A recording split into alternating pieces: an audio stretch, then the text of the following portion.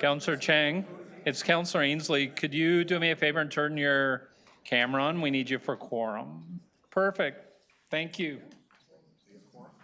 We have quorum? We have quorum.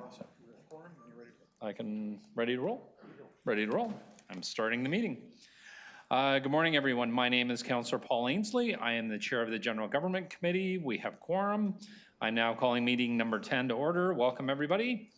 Today's meeting is being held by video conference and in person at City Hall in committee room number 1. The meeting is also being live streamed at youtube.com/Toronto City Council Live. For the land acknowledgement on behalf of the committee members and staff, I would like to say that although we're meeting in different locations today, the General Government Committee would like to acknowledge that the land we're meeting on is the traditional territory of many nations, including the Mississaugas of the Credit, the Anishinaabe, the Chippewa, the Haudenosaunee, and the Wendat peoples, and is also now home to many diverse First Nations, Inuit, and Métis peoples. We also acknowledge that Toronto is covered by Treaty Number 13 with the Mississaugas of the Credit. If you are registered to speak today at today's meeting, sorry, there are no registered speakers. I can skip that paragraph. For members of the committee, the city clerk has provided all agenda materials on toronto.ca/council and on the clerk's meeting portal. Clerk's IT staff are available to members if you need help with your devices. Also to remind you to please submit and approve your motions by email. Staff are available at ggc@toronto.ca to help with any motions. At this time, I'm going to ask if there's any declarations of interest under the Municipal Conflict of Interest Act. Seeing none, can I have a motion to confirm the minutes from our last meeting of January 8th, 2024? Councillor Burnside, all in favor? That carries. I will now go through the agenda, which requires a pen.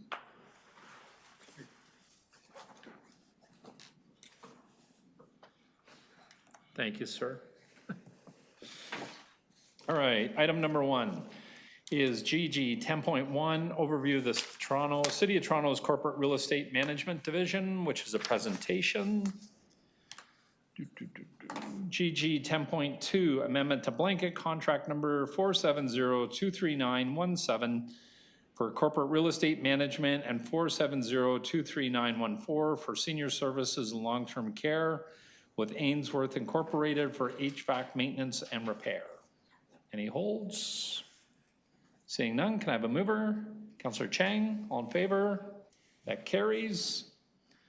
GG 10.3, amendment to blanket contract 470-24584 with the West Egg Group Security Services for security services at Union Station. Any holds? Can I have a mover? Councillor Holiday, all in favor? That carries.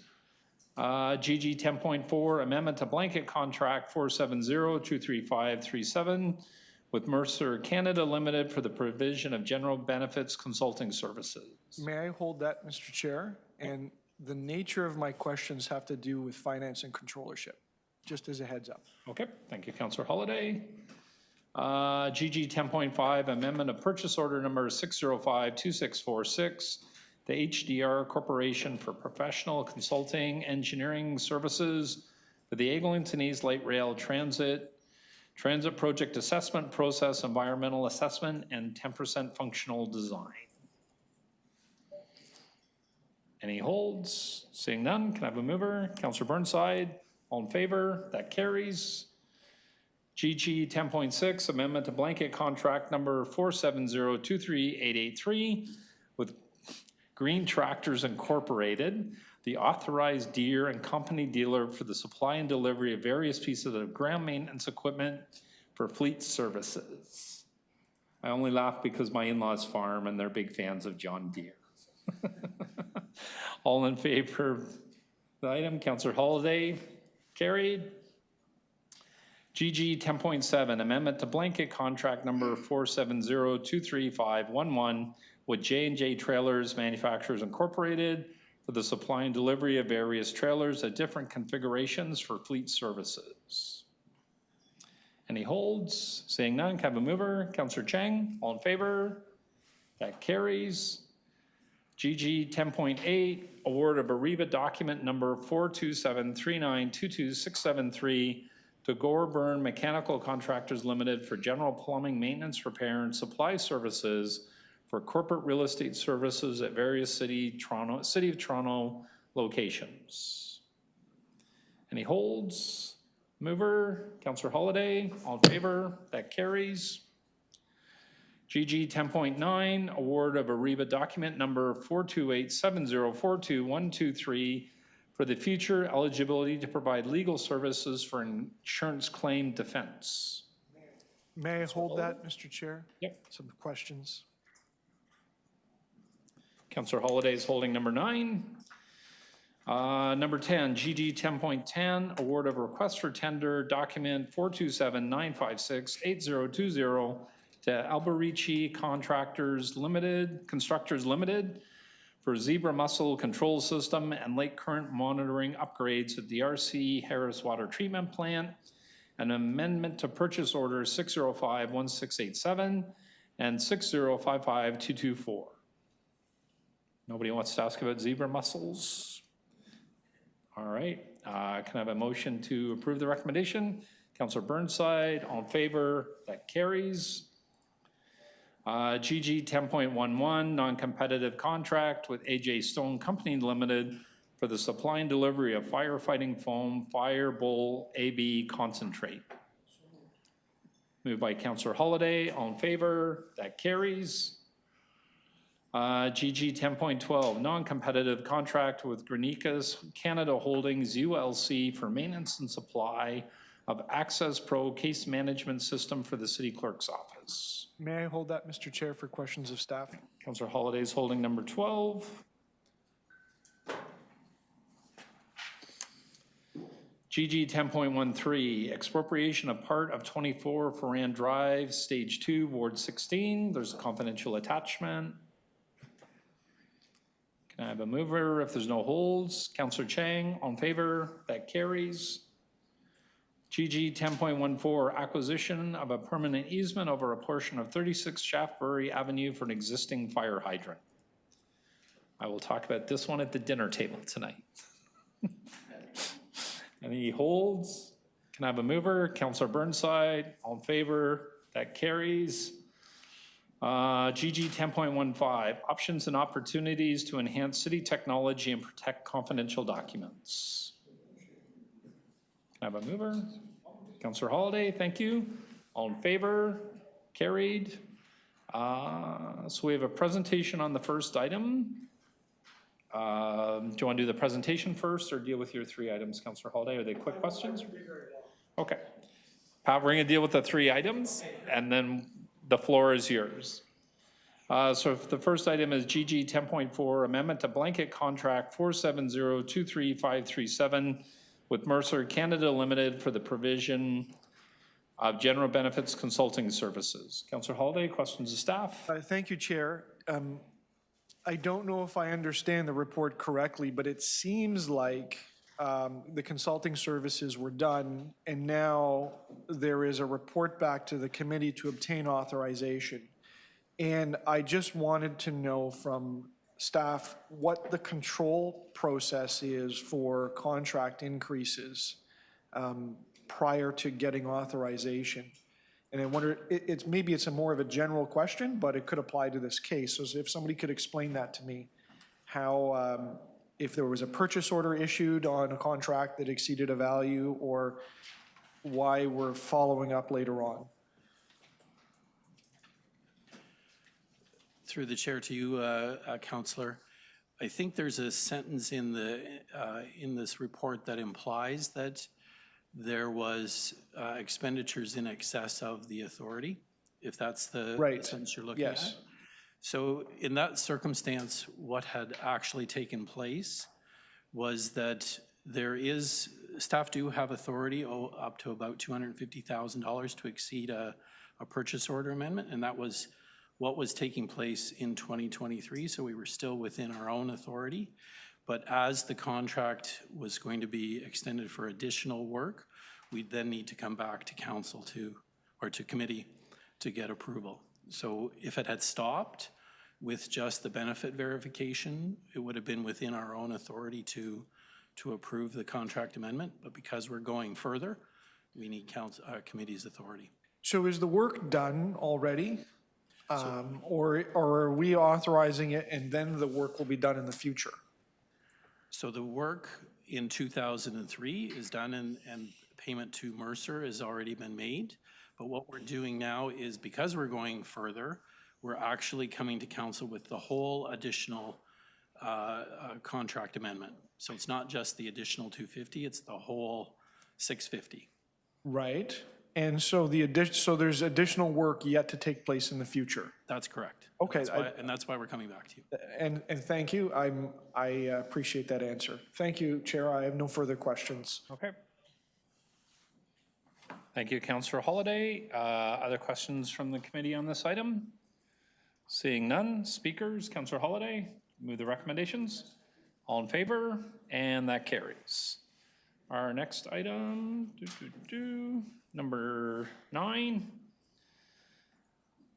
GG 10.9, award of Ariba document number 428-704-2123 for the future eligibility to provide legal service for insurance claim defense. Councillor Holliday held this item. Questions of staff?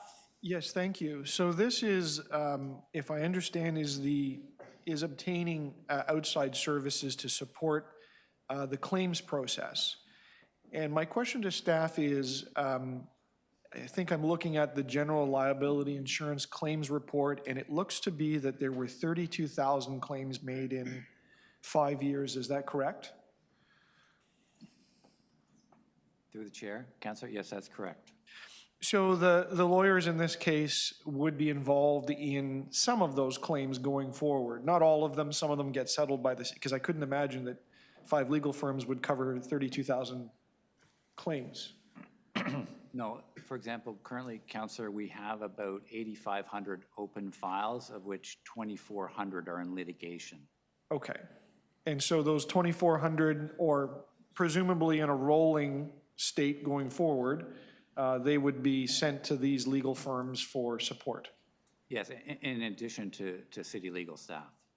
And So- right now, the split is about 43% of the work is being done internally, and the remainder is done externally. So of that 2,400 files, about 1,000 are handled internally.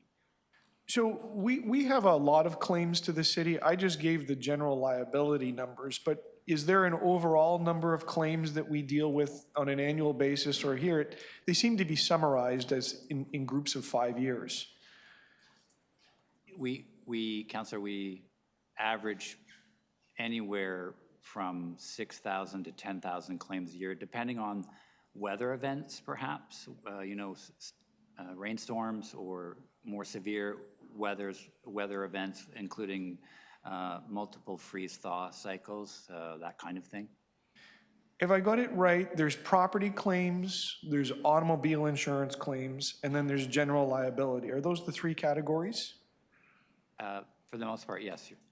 So comprehensive general liability is kind of a wide category, I think. And if you could confirm, this would handle things like if someone trips and falls on a broken sidewalk and they make a claim, or I don't know, somebody's tobogganing down a hill and gets injured, that would fall into that bucket. That's correct, Councillor. Could also include, sewer backups, that kind of thing. Sewer backups, okay. And so is my read correct? Over 5 years, there's 32,000 claims, and they're around 8,000, 5,000, 4,000, 7,000, like that's the numbers, gives you a sense of how many come in each year? Yes. So the total here says 58,000 paid over 5 years, but the numbers are going down. They start with 19 million, and then they decline 19, 20, 20, the numbers go down. Why is that? Are people paying less? Unfortunately not. It's simply that the claims that are listed, for example, in 2021 and 2022 haven't matured yet. There's a 2-year limitation period. We'll receive the count, number will change, it'll go up. When we post the next claims disclosure report for this year, you'll see the numbers will change. The count numbers will go up for 21 and 22, and the paid numbers will go up. And the paid numbers include adjusting fees, legal fees, and all of the expenses involved in managing the claims. Go back to the oldest year, 2018, we paid almost $20 million in claims. Is that kind of a reasonable representation of what we pay out under general liability in a year? Yes, Councillor. So that my last question is, you know, this report and other advice that you give to council is important because should council be mindful of claims that are made against the city when we're making decisions about programs and funding programs and all of the things that go into the bucket to create risk? That's correct, Councillor. Great, thank you. Thank you, Chair, for allowing me to ask the questions. I have no further ones. Other questions of staff on this item? Councillor Cheng? Thank you. Thank you through the chair. I'm just wondering, are there any reports on the buckets of the claims so that we have a better idea of what are our general risks across the last 5 years? Through the chair, Councillor, in the claims disclosure report, we do also provide some tables that deal with some of the, they are low value but high frequency claims. For example, pothole claims and sewer backup claims and tree limb claims. So within the report, there are tables that break down how many claims we receive, how many are denied, how many are paid, what the average payout is.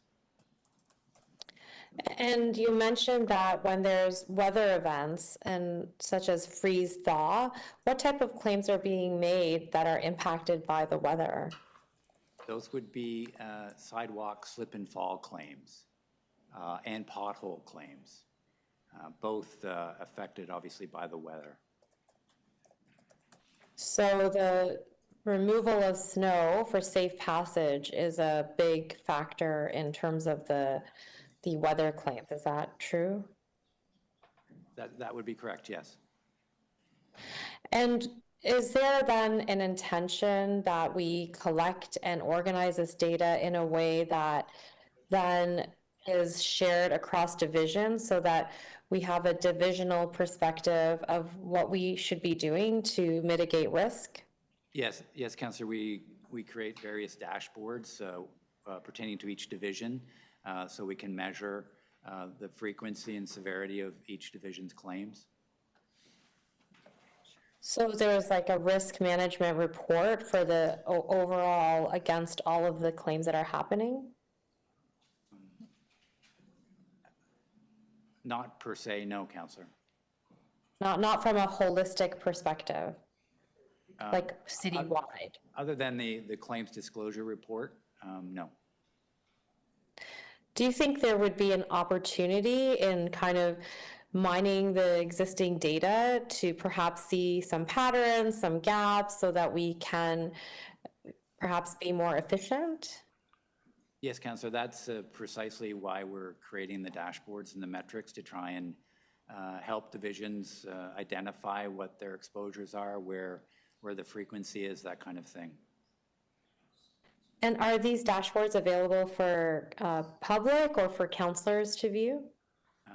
At the moment, they're available for divisional staff. Okay, I'd like to explore how we could have a look at the dashboards to just see what's happening. Thank you. Okay, thank you, Councillor Cheng. Other questions of the members on this item? Seeing none, Councillor Holyday, you held the item. Did you wish to speak? Happy with the recommendations? Okay, Councillor Holyday is moving the recommendations in GG 10.9. All in favor? That carries. Thank you. Our next item is GG 10.10, non-competitive contract with Granicus Canada Holdings, ULC, for maintenance and support of AccessPro case management system for the city clerk's office. Held by Councillor Holyday. Councillor Holyday, questions of staff? I do, and thank you, Chair, and my colleagues for your patience. I appreciate the opportunity to ask a few questions in public. So my question is for the clerk staff. The report alludes to just under and just over about 3,000 Freedom of Information requests per year. Actually 2,773 in 22 and 3073 in 2023. I wondered if clerk staff could break those down a little bit for the committee. I don't have to go into deep details, but maybe a little bit about telling us the profile. Is it one particular department? Is it across the city? Are there a couple of really busy departments where these type of claims go? Excuse me, not claims, requests go. And also in terms of complexity.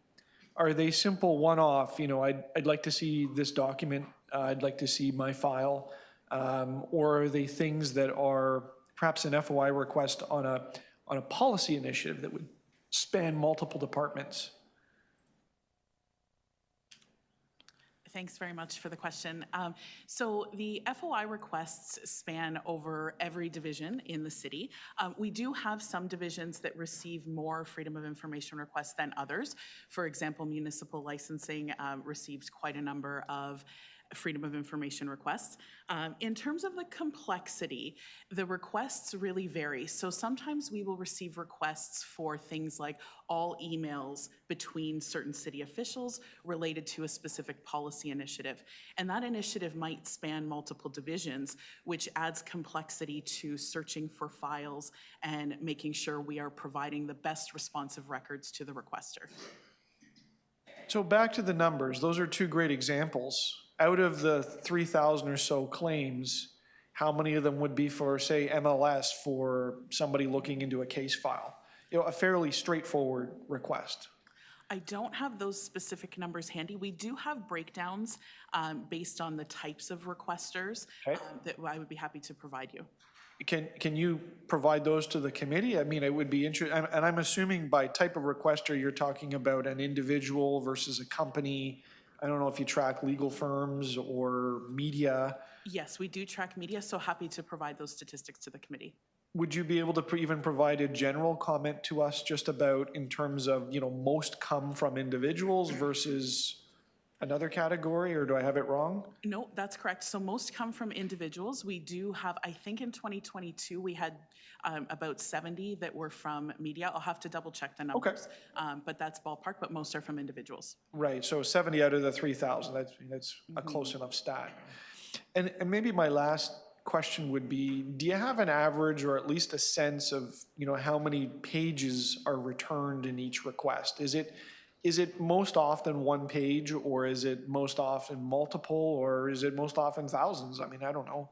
Thanks for that question. It really does vary depending on the request. We in total review hundreds of thousands of pages each year. So some requests are straightforward and it's 1, to 5 pages, but there are some when we get those requests that are, for example, as I mentioned, all emails on a certain topic that are thousands of pages. Sure. So the software that you're proposing in this report, it's a case management software, is that right? That's correct. Do the thousands of pages get loaded up into it, or are they managed separately? They're managed separately. This is for the tracking and adhering to legislative timelines. Are there any other major pieces of software that go into the freedom of information access process besides what we've got before us? We do use Adobe, for example, to redact personal information in requests. And that's a commercial off the shelf. It does. I don't even recall seeing that at the committee, so it couldn't be of note, is it? Like it wouldn't be a major piece on all of the costs? No. Okay. And maybe, again, my last question, how much does a member of the public or one of the requesters pay per page? It's not a per page payment. Each request is $5 for people to ask. If there are, if it's a large request, we do fee estimates, but that's request specific based. Okay. Great. That's all my questions, Mr. Chair. Thank you. Okay, thank you, Councillor Holiday. Other Councillor Crisanti, questions of staff or other members? Yes, thank you. So, thank you, Chair. So I just need some clarification on the point 2 of this item that speaks to granting authority to amend the purchase order for an additional 1.7 million. Just want to make sure I'm reading it correctly and understanding it. From the net contract of 1.2 for a total of 2.9. Is that correct? I believe, Councillor Crisanti, you might be looking at the wrong report. This is 10.12. No,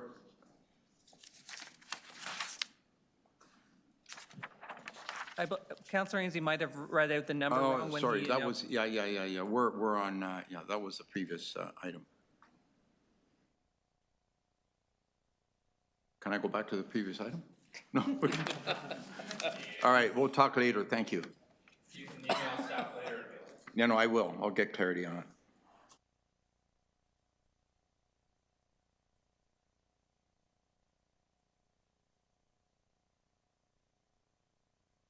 Other questions of staff on this item? Seeing none, so I just wanted to ask quickly, so the current software we're using is cloud-based? And this one is not going to be cloud-based? So we were using a cloud-based system that wasn't meeting our requirements. So we're going back to this one, which is not cloud-based. And then we will create another technology project to move forward with a sustainable solution in future. Okay, so the information will be stored somewhere in this building or Metro Hall, it's not up in the cloud somewhere? Correct. Okay, all right, that was my only question, thank you.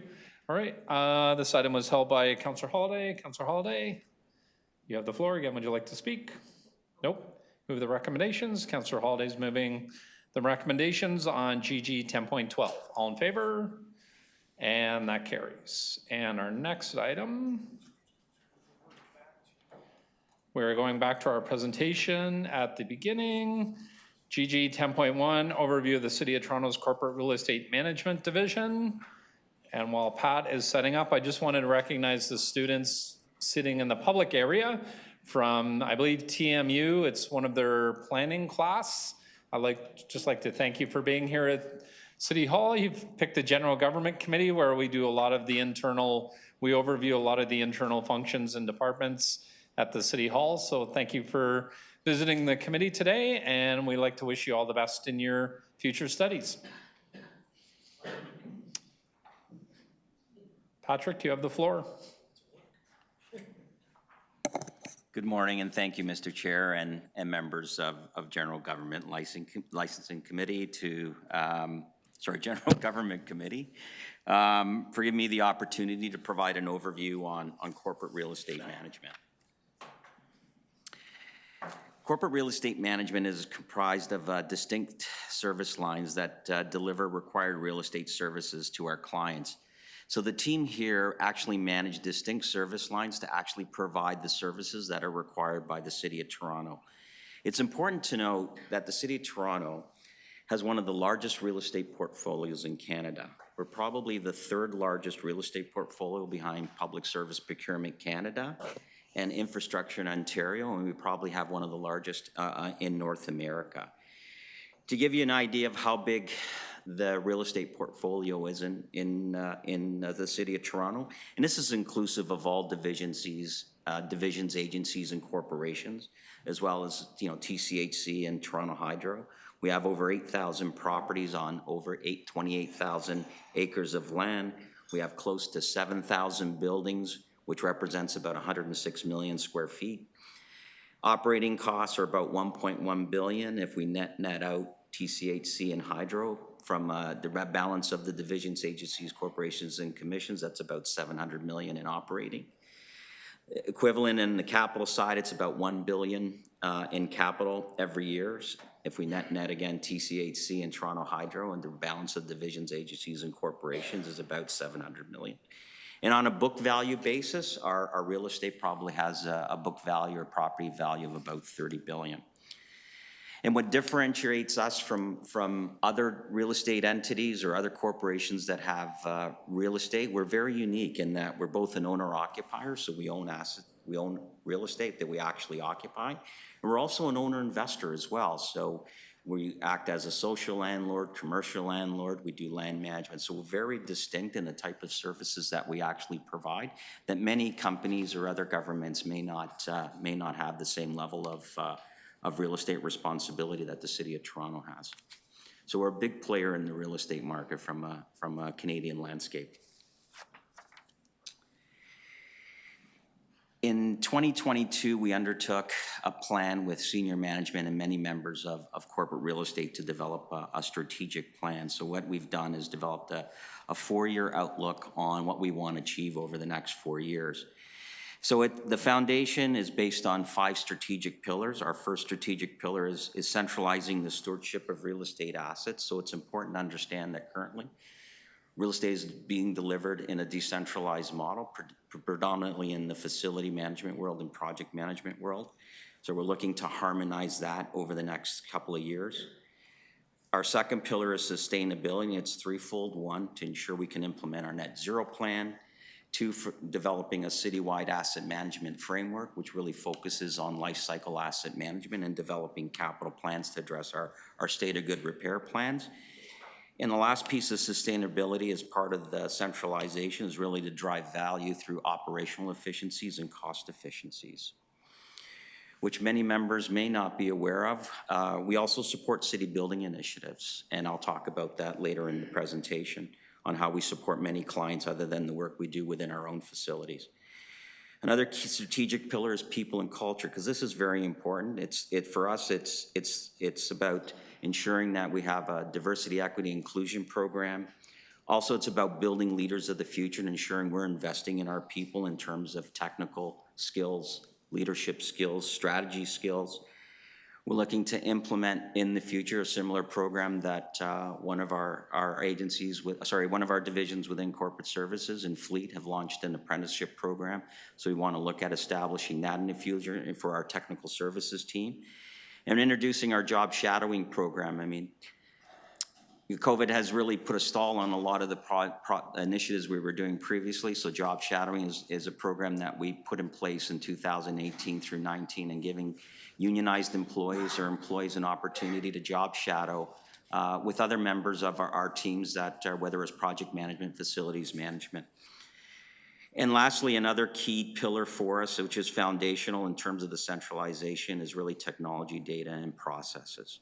What you see on the screen is really our vision statement, which is really to be a public sector leader to provide enterprise-wide solutions and stewardships of assets to deliver a service excellence and value. That's key for us as we move forward on the services delivered. But it's also, the values are really key for us in terms of service excellence, ensuring that, respect, integrity, being able to empower our employees, and also to bring innovation, right? Look at industry best practices, bring them to the city of Toronto, and make sure that, we can apply great service. And customer service is important to us as well, and we're continue to evolve that, especially on the communication side. When elevators are down, making sure that we're communicating properly, or if we've got ALDA programs that get delayed, and making sure that we're working on better customer service and communication. To give everyone an overview on how real estate is delivered citywide, it's one real estate model with 2 integrated groups. So it's important that I talk about Creatio and the role they play as the strategic arm of real estate, and the role that CREM plays in the role of operational management.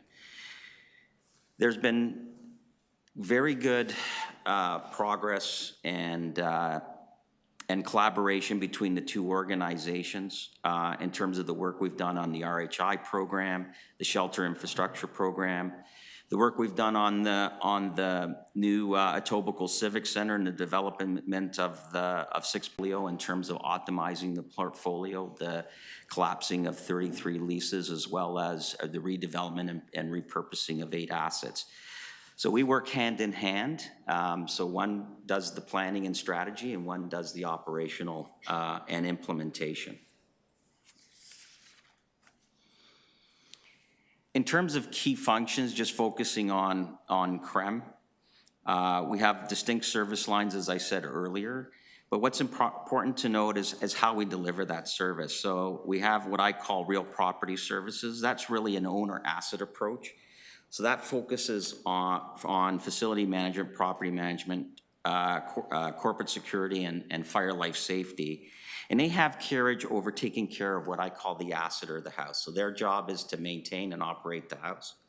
Where our real estate advisories and project delivery made up of asset management, transaction services, and project management really focus on providing the services to the house or to the asset. So supported by our business management team, which really focuses on the financial planning, accounting, strategic sourcing and vendor management, the data management analytics, as well as quality assurance. So so there's the owner of the asset, taking care of the asset, and then there's our teams that provide the services, supported by our strategic policy and planning team. And then we have obviously the program called Workplace Modernization, which I'll talk about a little later.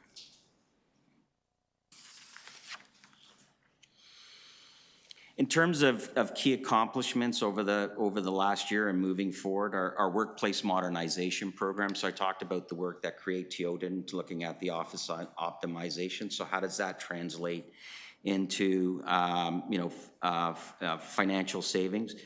So with the collapse of the 33 leases over the life of the project, that'll generate about $20 to $25 million of savings. But currently, we've saved about $7 million today on 19 leases and about 176,000 square feet. Our target at the end of the program is to reduce our portfolio, again, with the repurposing of the owned assets of about 1 million square feet.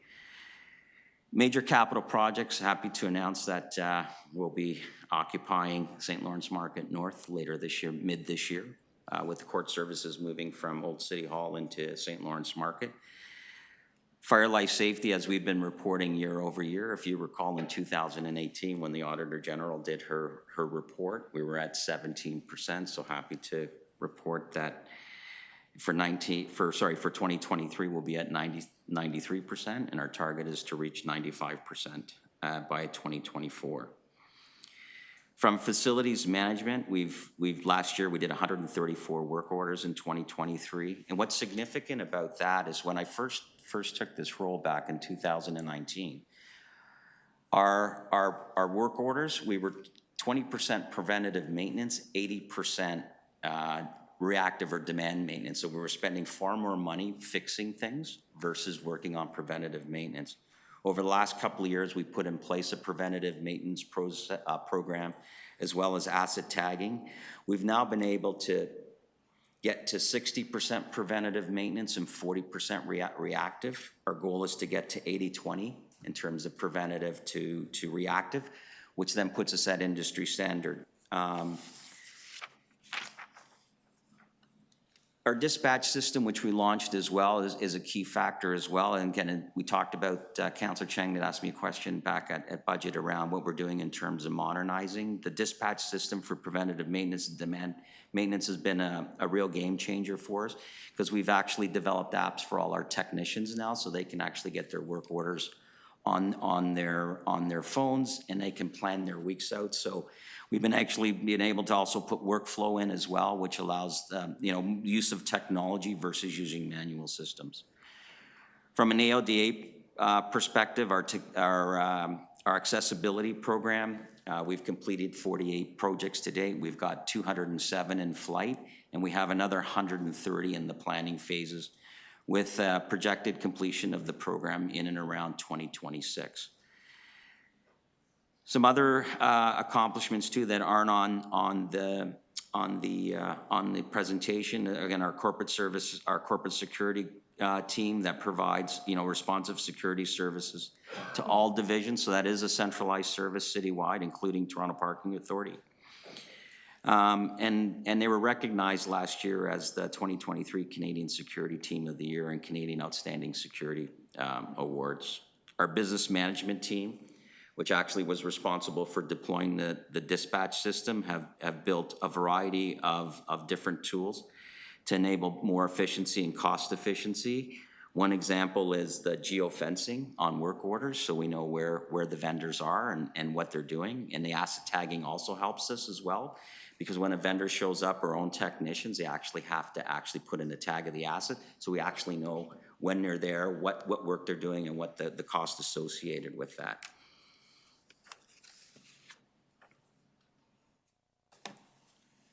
In terms of priorities for 2024, on the presentation, as you see, 4 of our 5 pillars, which I described earlier, are aligned to our strategic plan.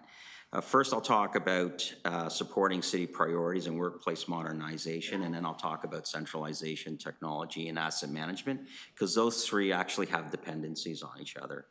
So supporting city priorities, in addition to all the work we do with respect to our own facilities, we actually provide and deliver services to the Housing Secretary with respect to the Rapid Housing Initiative program.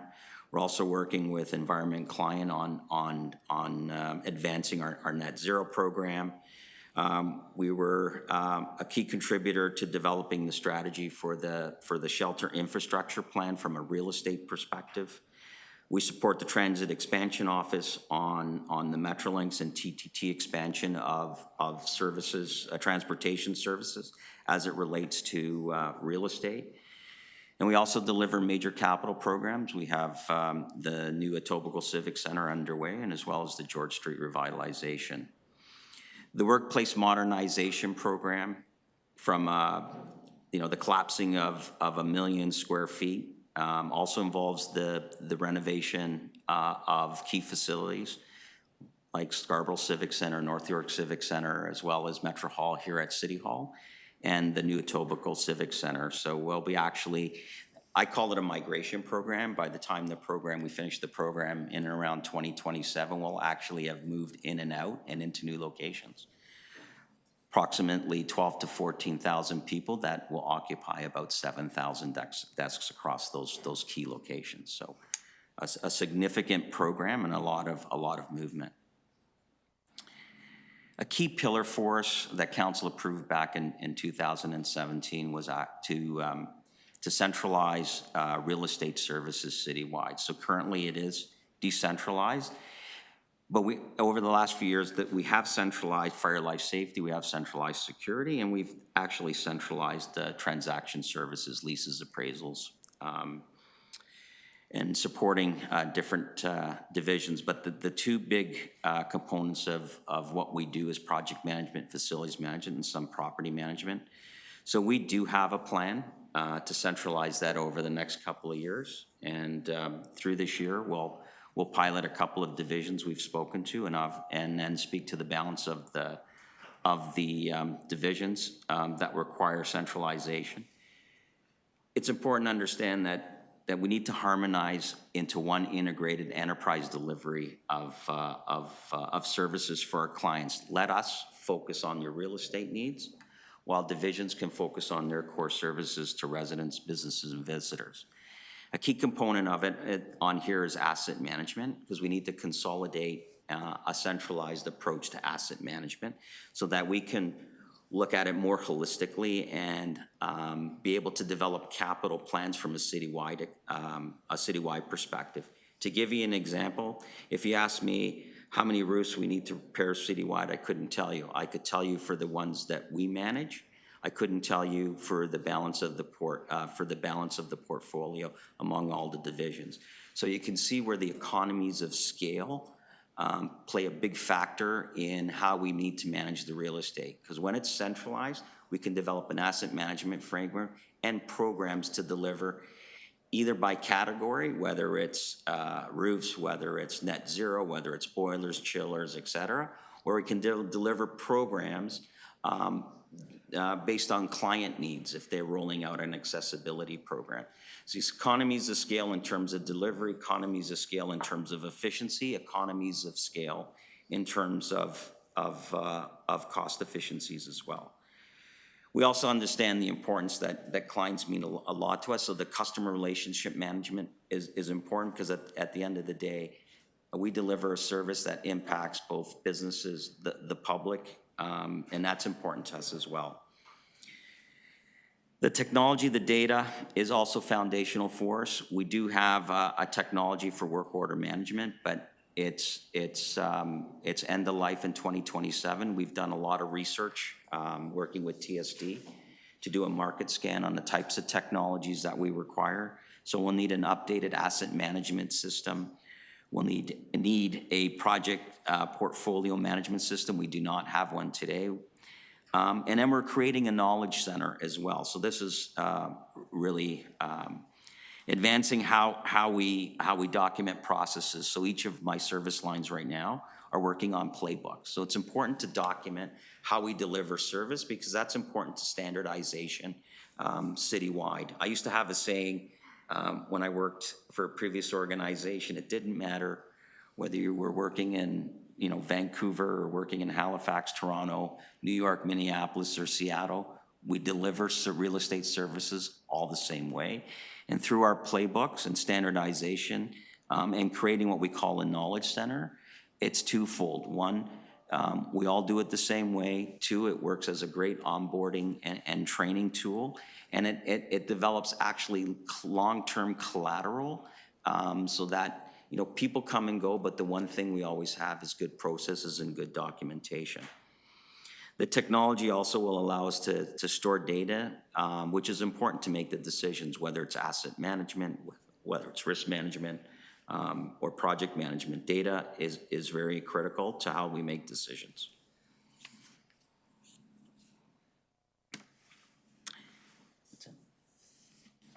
So in closing, first of all, thank you for the opportunity to give you an update on CREM.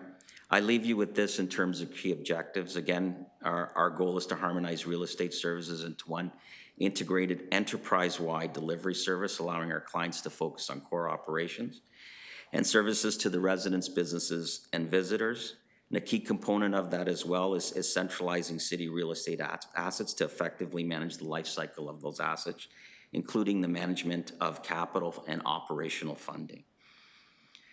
The benefit to that, or the value-based outcome that we see, one, it's more efficient use of our resources, resulting in reduction of operating and capital costs needed to manage the portfolio long-term, and improved asset management, resulting in better service for the users of those assets, be it our staff who deliver services to the public or for public use directly. Thank you. Okay, thank you, Pat. Really appreciate the comprehensive outline of everything that you do. Questions of staff? Councillor Holyday, then Councillor Chang. Thanks, Chair. Thank you for the presentation, Mr. Matozo. Could you tell me a little bit about what CREM's gross budget is? On a gross budget? Yeah, just in the vicinity of share of the overall. Yeah, just over 200 million. 200 million Operating, operating. on a gross basis. Yep, and I think you're going to be busy because there was that discussion of public builder model and how all that sorts out. So the trajectory is up. Would that be fair? In terms of, from a service delivery perspective, are taking on more responsibility with participating in that public delivery model.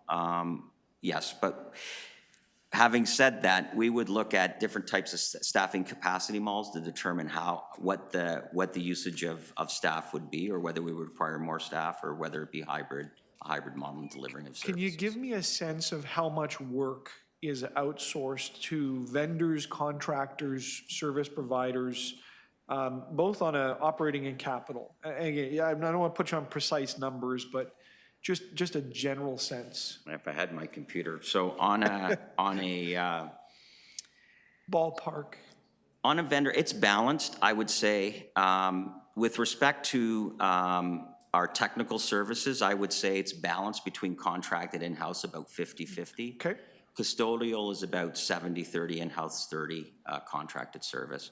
And then with security, which are three big cost drivers, it was predominantly about 75-25, but with just going through COVID, it's moved more to 60-40 in-house versus contracted services. And then on the capital side, you've got a big program that's predominantly outsourced to the construction industry. Yeah, so from a project management delivery perspective, we actually work as the quarterback, so we manage all the event, and that's an industry standard. So, and I won't put you on the spot for the number, but it's a big number, right? It's a big number in terms of what you produce on the capital side. Can you tell me, and this is the heart of the questions, can you tell me a little bit about how you benchmark the costs that the city pays out for these contracts to other big constructors or our facility operators or even the general public, like we would pay so much, how much it would cost to, say, change the carpet in this room, right? I don't know what we got here, 3,000 square feet. But then you compare that to, say, a bank or a private sector, or if, I had a 3,000 square foot living room, which I don't, but I pay so much. How do we know? Thank you for the question. So what's key to us today, we use a lot of cost consultants to provide benchmark costs, or we receive different reports from different, whether it's RS Means or different organizations that collect costs on an annual basis. We will get cost guides. But what's really important to corporate real estate or real estate as a whole is that project management information system, because today all our projects are managed manually. If we had the project management information system, I could collect information on an annualized basis, be able to look at whether it's cost per square foot or cost per unit. I can't do that today without doing an enormous amount of manual work. So the last question is the hardest, and I'm probably only going to have time to ask it and let you answer. Can you tell the committee about what the major cost drivers are for this government in terms of the prices that you get back? And I'm speaking very specifically to things like the choices we make around Bill 66 and open tendering, things that we make choices we make in terms of fair wage, or any other policies that the committee should continue to think about, because they affect the costs that your program incurs as a major delivery overseer. It's a fairly open-ended question, but I'll take anything you've got, because I'm thinking about the budget tomorrow. Thank you for the question, Councillor. I can't quantify that for you. Only to say that costs have escalated considerably over the last 4 years, driven by global supply chain issues, COVID. So costs have increased in the construction industry and commercial as high as 44% to anywhere in 60% on the residential side.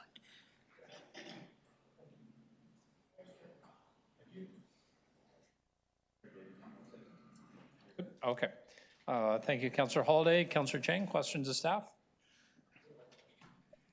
Thank you. I just want to piggyback off what Councillor Holiday was saying, and thank you so much, Pat, for the tremendous work. When I look at that presentation, I can just picture how wide-reaching your work is.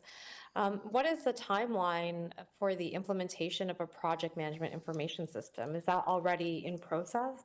So it is, Councillor, so we're working with TSD to get this out in the market over the next few months. The goal is to have the selection of the technologies this year, roll them out in 25, and have them operational in 25.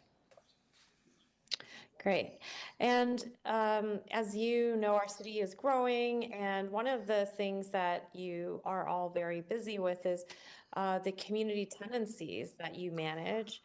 And while you don't decide who and where these places end up, because often we're negotiating with developers to try to get community space, but is there some kind of information package that is available to organizations that are going to take on a community tenancy in order to optimize how the space is taken care of? Because it does become a cost driver for the city. Is that not true?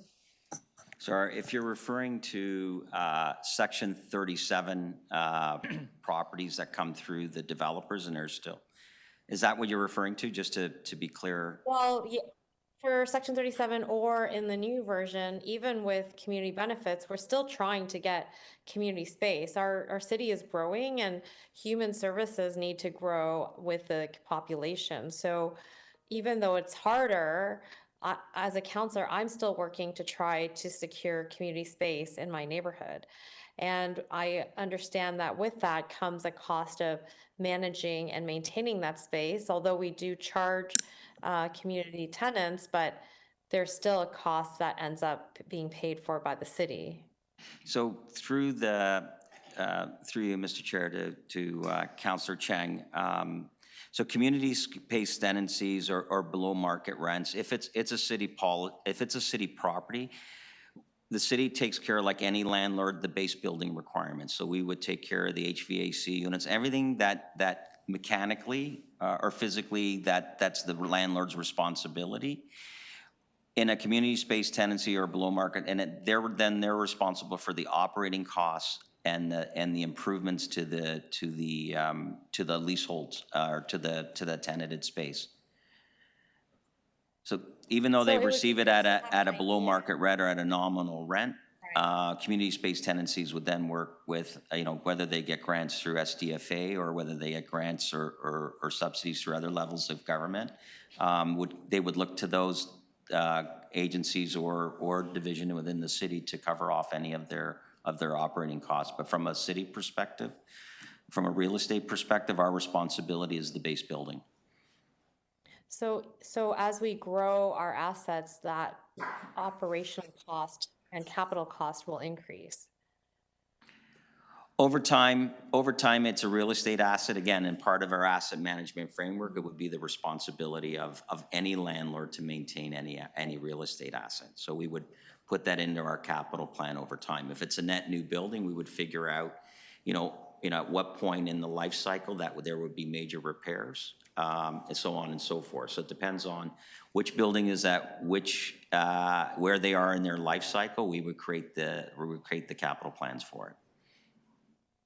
And with regard to centralization, which in one way it makes things more efficient, but in another way, sometimes you have a loss of local knowledge and a less direct line of sight to what is happening in the community, especially because our city is so large. What processes do we have in place in our centralization to ensure that there is still more direct line of sight to communities for looking for gaps and opportunities? Counselor, I think that's probably the most important piece about centralization, and that's probably the one thing I think about most as we look at centralization. The commodity of delivering project management facility services, we have that technical expertise. It's more around how if an elevator goes down or if a door is broken, or if there's a capital requirement and a community need, how do we address those? Because that's what's more important. Because from your perspective, your community will come either directly to the program owner of the space, or come to you or go to the mayor's office. We understand that. So that's the most important piece. So developing a very good customer relationship team to deal with that. Because communication is key, Councillor, as well, as you know. Getting better at that as we've discussed. So communication is key. I know Councillor Crisanti's reached out to me a couple of times as well. So I think that's the key pieces around developing a very robust customer relationship team to actually communicate out what programs are happening where, how long it's going to take, what the benefit is. So that's very important. Thank you. Thank you, Councillor Cheng. Other questions of staff? Councillor Crisanti? No, thank you, Chair, and I did check I'm on the right item now. So thank you for your presentation, Pat. That was a lot of information to take in. I just want to reconcile a couple of numbers. I heard you say earlier that the operating expense for CREM is 200 million. Is that correct? Through the chair, that's correct. So I just want to reconcile with the other number I see here of 1.1 billion. What else does that encompass in terms of total operating costs? So on a citywide basis, including all divisions, so this includes, just give you an order of magnitude how big we are as a real estate entity. Right. If you include all divisions, agencies, corporations, commissions, TCHC, and Toronto Hydro, all combined, that's what that cost is. 1.1 billion, Yeah. okay, including the 200 and also including corporate security. Yes. So in the 200 million is corporate securities included in our base budget. Now, question on corporate security. What's the budget for corporate security currently? Yeah. And has that budget grown over last year or the last couple of years? I'll have Dwayne. Dwayne's got his budget notes with him. Oh yeah, Dwayne's here, so that's good. Thank you for the question, Counselor. Yeah. Our gross budget's 30 million. Our net budget is 21 million. And in the 2024 budget, it did grow by, I think, 3%. Sorry, 3% over last year? That's correct. So how are you, I know that you have a mobile unit, and I know that some previous issues that I've had up in my ward and some demand for your mobile unit, I learned through that process that you have a very lean mobile unit. So what is the plan to grow that side of your corporate security? Thank you for the question, Counselor. I think, you know, obviously that mobile staff can grow, and we'd love it to grow. We are augmenting it with contracted staff now. And as part of the 2024 budget request, it was additional staff to fund additional mobile units. Again, the difficulty is, of course, is that we're responding in that mobile sense all over the city to 500+ buildings in all the parks. So there's certainly more than one mobile unit, but the whole goal is to continue to be able to provide increased services and a decreased response time. Okay, I'm just trying to get a more specific response on, is there a plan to grow the mobile unit to a complement greater than just one or two vehicles that we currently have right now? And this just doesn't cover all the, you know, parks, of 1,500 parks, or the issues that may come up during the course of a day, a week, or whatever. Have we put some funds aside to grow that complement from 2 to 4 to 5 to 6? So through Councillor, what we have done is we've done a matrix of the city facilities, and they have, based upon risk, how often each site gets proactively patrolled. Then we have the response side of things. So the goal for this year is to have 4 mobile units on the road at all times. We have 3 mobile units on the road right now, so we're augmenting that piece. Obviously, we would love to have more. But that's what we have now, and the response times will increase this year, and we'll be able to get to more sites. Okay, good to hear. Okay, just on a different question. So earlier, Councillor Holyday used the carpet example in this room, and then I heard as part of the response that when you need to engage cost consultants. Tell me a bit about that. And what is the role of a cost consultant, and why do we need to engage a cost consultant to get competitive quotes? So through the chair, the cost consultants are used through the budget estimating process. So when we're looking at different types of projects that have different types of complexities, cost consultants have access to information we don't in the marketplace. So if we're looking at, you know, if we're gonna do a large-scale office renovation, we may go to the market, use a cost consultant to determine, you know, what is the cost per square foot of leasehold improvements for a modernization of a space. They will have that information, and we use it as a guide to actually build our budget, which would then go into the capital plan. So we don't use cost consultants all the time. We use them on specific complex projects where it's required. Because it gives us market data that we typically wouldn't have. Because we have to be careful, Councillor, I always say this, to become an island unto ourselves. So we use cost consultants that have a lot of industry experience and industry knowledge to give us some benchmarks so we can determine what the best way of estimating a project and putting that into the plan. And just to add to that, Councillor, on the operations side, as Mr. Matozo said, we have a combination of internal service versus service through contract partners, so we can directly compare costs on the operations side. Okay, I think my time's up, so thank you so much. Appreciate it. Thank you, Pat. And Dwayne? Thank you, Councillor. Other questions of staff on this item? Seeing none. Pat, I just want to ask about the office modernization. How many buildings in total are you looking at doing? Is it all of our major buildings, centers? So the program includes City Hall, Metro Hall, North York Civic Center, Scarborough Civic Center is part of the workplace modernization. And then there's the new Etobicoke Civic Center, which will have modernized space because we've supplied the standards to the architect firm of record there that was incorporated, and the contractor that was awarded that contract will provide the modernized space at new ECC.